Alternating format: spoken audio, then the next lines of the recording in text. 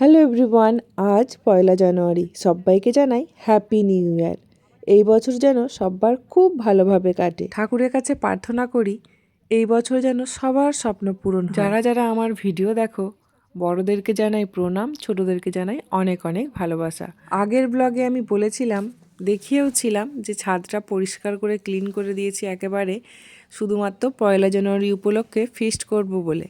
তো গাছগুলোকেও আমি সরিয়ে দিয়েছি, আর গাছগুলো এমনিতেও রোদ পাচ্ছিল না, ওই জন্য আরও সাইড করে দেওয়া হয়েছে। গাছগুলো কিন্তু খুব ভালোভাবে রোদ পাচ্ছে এবার, একদম সেই পড়ন্ত রোদ পর্যন্ত। তো যাই হোক, এদিকে আমি পয়লা জানুয়ারি উপলক্ষে সকাল সকাল ঘুম থেকে উঠে স্নান সেরে পুজোও করে নিয়েছি। দেখতেই পাচ্ছ আজ একটা শাড়ি পরেছি, ইচ্ছা হলো রোজ দিন তো নাইটি পরি, যেহেতু আজ পয়লা জানুয়ারি তাই ভাবলাম একটা শাড়ি পরা যাক। ছাপা শাড়ি তো একেবারেই পরা হয় না, তো সেরকমভাবে কোনো বাড়িতে অনুষ্ঠানও নেই। আর আগের অনেক শাড়ি পরতাম, এখন আর শাড়ি পরাই হয় না। বেশ কিছু শাড়ি আলমারিতে জমা। স্নান করতে যাবার আগে সমস্ত আনাজ কেটে নিয়েছিলাম। আর এদিকে আমার হাজব্যান্ড এই যে জল ভরছে। এই শীতকালে পাম্পের জল খেতে কিন্তু ভালোই লাগে। অ্যাকোয়াগার্ডের জল তো খাওয়া যায় না, বরফ জল। আর আমাদের অ্যাকোয়াগার্ডটা বেশ কয়েকদিন ধরে খারাপ হয়ে গেছে। আর এমনিতেও খারাপ না হলেও আমরা খাই না, গরমকালেও খাই না আর শীতকালেও খাই না। কেননা গরমকালে গরম হয়ে যায় জল, আর শীতকালে বড্ড ঠান্ডা হয়ে যায়, তাই খেতে পারি না। তাই আমরা একদম ডাইরেক্ট মোটরের জলই খাই।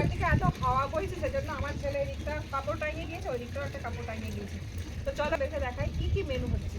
এই যে হচ্ছে পালং শাক, লাউ শাক, পালং শাকের একটা তরকারি। এদিকে এই যে আলু ভাজা, বেগুন ভাজা, সিম ভাজা। আচ্ছা, এটা হবে টমেটো, খেজুর, কাজু, কিশমিশ চাটনি, একটা প্লাস্টিক চাটনি। আর এদিকে হবে এই যে মাটন, আলু দিয়ে মাটনের ঝোল হবে লাল লাল করে। সাথে থাকছে পাঁপড়, মিষ্টি, দই, এসব তো থাকছে। তো এখনো অবধি রান্না বসাতে পারিনি, প্রায় 11:30 বাজতে গেল। দেখা যাক, বৃষ্টি তো তো পিকনিক তো কোনো ব্যাপার না, আস্তে আস্তে হবে, একটু নাই লেটেই খাওয়া যাবে, আর কি করা যাবে।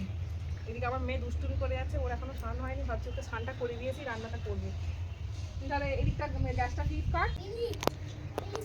রান্না বান্না শুরু করে দিয়েছি, পাশে বসিয়েছি ভাজা, বেগুন ভাজাগুলো আগে করে নিচ্ছি, একে একে ভাজাগুলো করে নেব। তারপরে এই মাটনটা প্রেসারে সিটি দিয়েছি, দুটো সিটি দিয়ে রেখে দেবো, যাতে তাড়াতাড়ি হয়, যেহেতু অনেক লেট হয়ে কেবো। এদিকটা বাবা দে একটা কিছু, দিয়ে একটা ইয়ে করে দে, আজকে দে, হাওয়া আসছে। চাদর নিয়ে আসবি, একটা ছুরি নিয়ে আসবি একেবারে। তো ছাদের মধ্যে একটাই সমস্যা হচ্ছিল, ভীষণ হাওয়া দিচ্ছিল। কিন্তু আমার ছেলে অনেক কষ্ট করে ওর ঠাম্মির শাড়ি নিয়ে এসে চারিদিকে আটকে দিয়েছে। বেশ ভালোই হয়েছে, কিন্তু হাওয়াটা মাঝে মাঝে লাগছে আর কি, অতটা অসুবিধা হচ্ছিল না। তো যাই হোক, এদিকে আমি চাটনি রান্না করছিলাম, চাটনির মধ্যে ধনে পাতা দেবো বলে পাতাগুলো তুলে নিচ্ছিলাম। কি সুন্দর তাই না? ভাগ্যিস আমি এই বছর সমস্ত গাছগুলো লাগিয়েছিলাম। কি সুন্দর, হাত বাড়ালেই কেমন তুলে নিলাম, হাত বাড়িয়ে।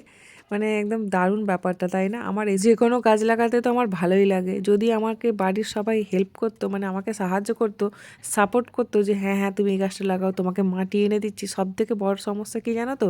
মাটির। আমাদের এখানে মাটি খুব একটা পাওয়া যায় না, মানে অনেক সবাইকে বলে রিকোয়েস্ট করে করে তারপরে মাটি আনা হয়েছে আর কি।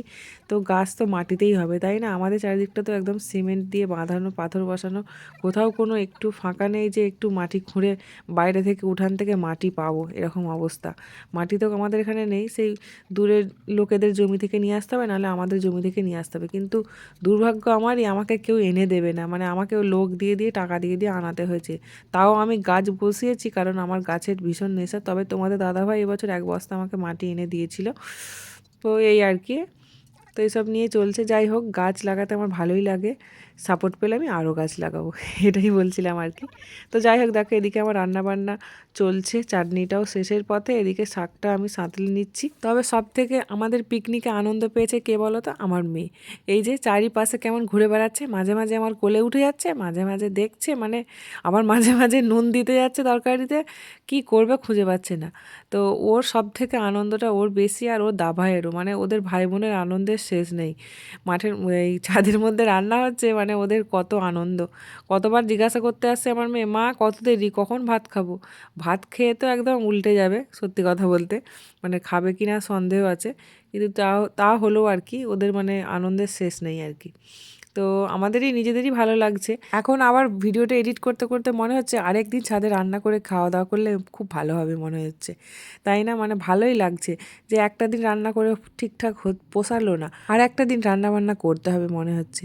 সত্যি কথা বলতে আমারও ওই ব্যাপারটা নিয়ে খুব ইচ্ছা হচ্ছে যে আরেকদিন রান্না বান্না করি, দেখা যাক কী হয়। তো ফাইনালি এদিকে আমাদের রান্না বান্না কমপ্লিট।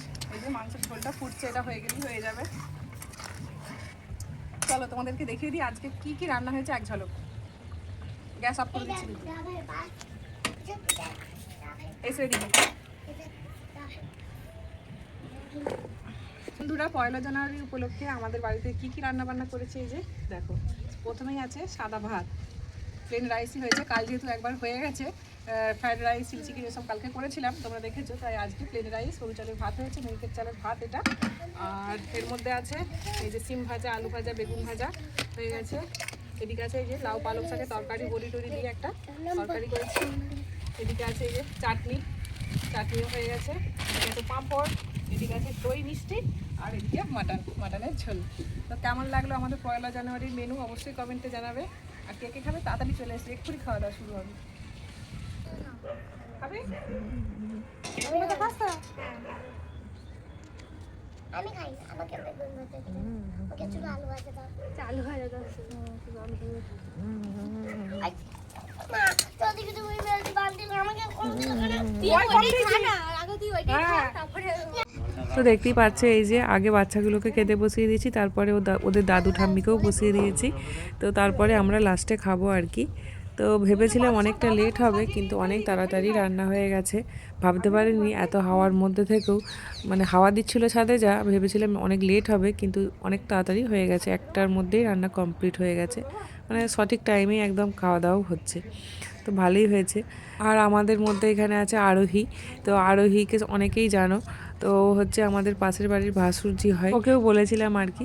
তো খাওয়া দাওয়া প্রায় ওদের শেষের পথে, ওদের খাওয়া হয়ে গেলেই আমরা বসে যাব।